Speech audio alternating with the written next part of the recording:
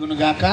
మరి సమయంలో పిల్లరా మరి భక్తుల వారి వివాహానికి మరి వచ్చినటువంటి మరి ముఖ్యముగా వారి బంధువులకు శ్రేయోభిలాషులకు మరి ప్రతి ఒక్కరికి కూడా మరి కృతజ్ఞతలు చెల్లిస్తున్నాం, మరి వందనాలు చెల్లిస్తున్నాం.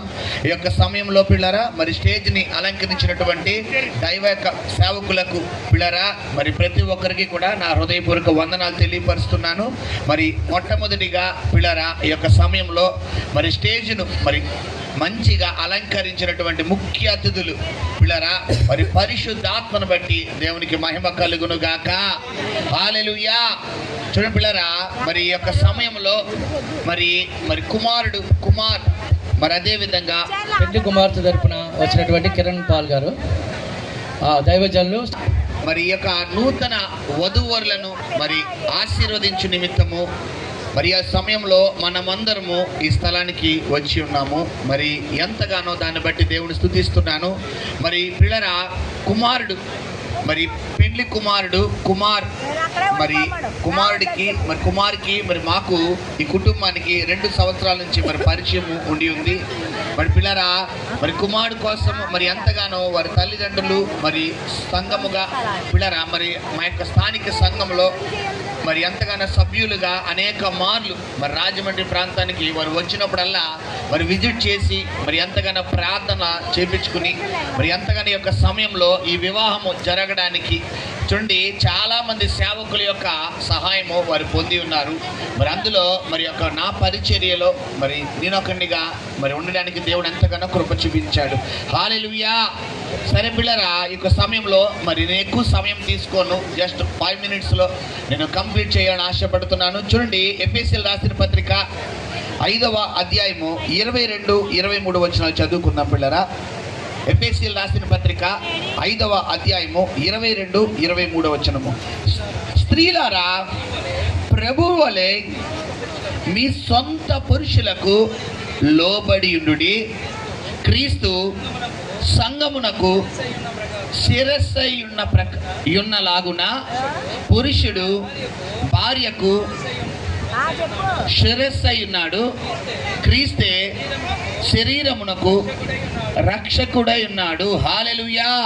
చూడండి పిల్లరా ఇక్కడ లేఖనాల్లో తెలియపరుస్తున్నటువంటి మొట్టమొదటి మాట ఏంటంటే స్త్రీలారా మీ పురుషులకు ఏమవ్వాలంటే పిల్లరా లోబడండి. మీ సహోదరి చూడండి కుమార్తె చాందిని ఇప్పుడు దాకా నీ యొక్క తండ్రికి నీ తల్లికి నీ కుటుంబ సభ్యులకు నువ్వు లోబడి ఉన్నావేమో కానీ మరి ఇక నుండి మరి ఎవరికి లోబడాలని దేవుని లేఖనం తెలియపరుస్తుందంటే పిల్లరా భర్తకు లోబడాలని తెలియపరుస్తుంది. హల్లెలూయా.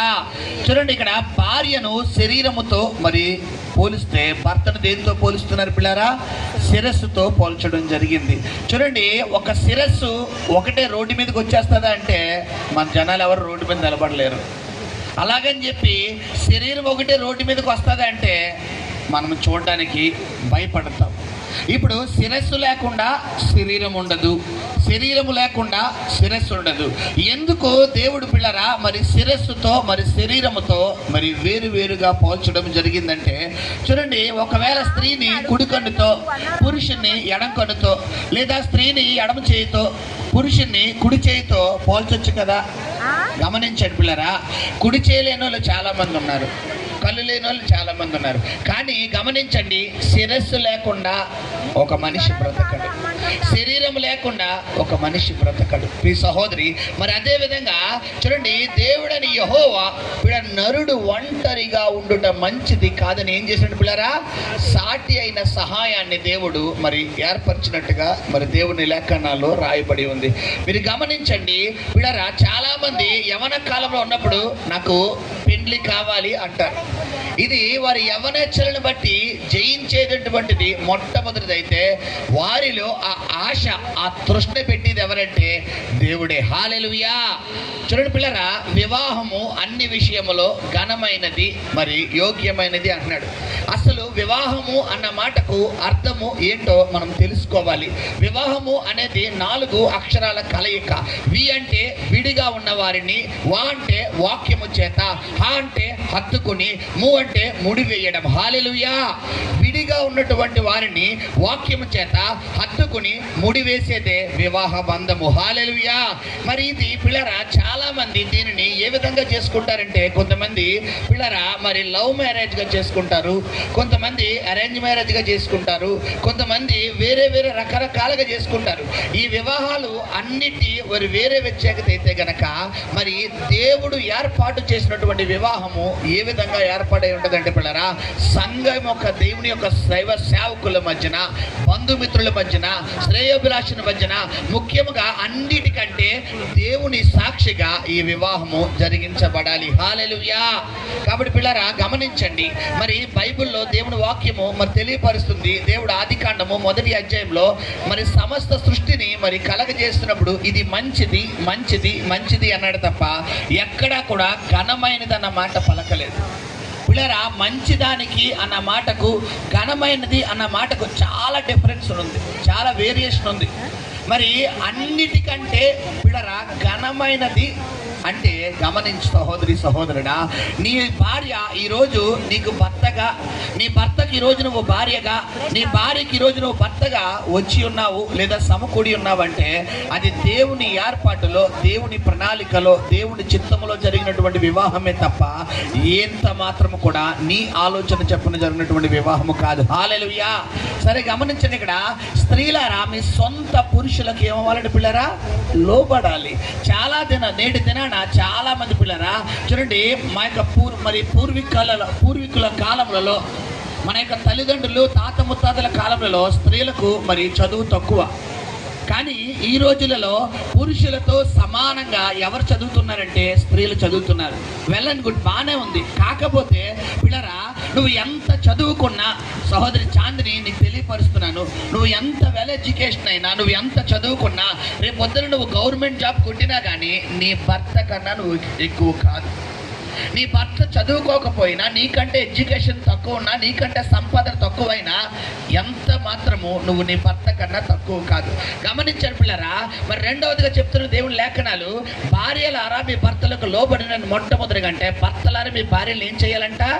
ప్రేమించాలి. మరి కుమార్ ఇన్ని రోజులు నీ తండ్రిని, నీ తల్లిని, నీ తోబుట్టులను నువ్వు ప్రేమించినా ప్రేమించకపోయినా ఈ రోజు నుండి నువ్వు ఒక తీర్మానం తీసుకోవాలి. ఏంటి ఆ తీర్మానం అంటే ప్రేమించడం. హల్లెలూయా.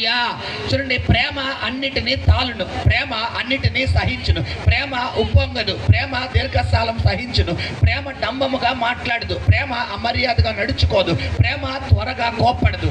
ఇది లోక సంబంధమైనటువంటి ప్రేమ కాదు. దేవుని ప్రేమ ఏ ప్రేమ అంటే పిల్లలు? అగాపే ప్రేమ. ఈ అగాపే ప్రేమ ఎత్తు ఎంత, పొడవెంత, లోతెంత, వెడల్పని చెప్పలేము. మరి కుమార్ ఈ రోజు నుండి నువ్వు ఏ ప్రేమ కలిగి ఉండాలంటే లోక సంబంధమైన ప్రేమ కాదు. లోక సంబంధమైన ప్రేమలో ఏముంటుందంటే సౌందర్యం ఉంటుంది, లోక సంబంధమైన ప్రేమలో అధికారం ఉంటుంది, లోక సంబంధమైన ప్రేమలో సంపద ఉంటుంది. బట్ దేవుని ప్రేమలో పిల్లరా వీటన్నిటిని అధిగమి తప్పును సైతము ప్రేమించే గుణం ఉంటుంది. హల్లెలూయా. పిల్లరా మరి భార్య భర్తలుగా మొట్టమొదటిగా మరి వీరిరువురికి ఉండవలసిన మొట్టమొదటి లక్షణం ఏంటంటే ప్రేమ.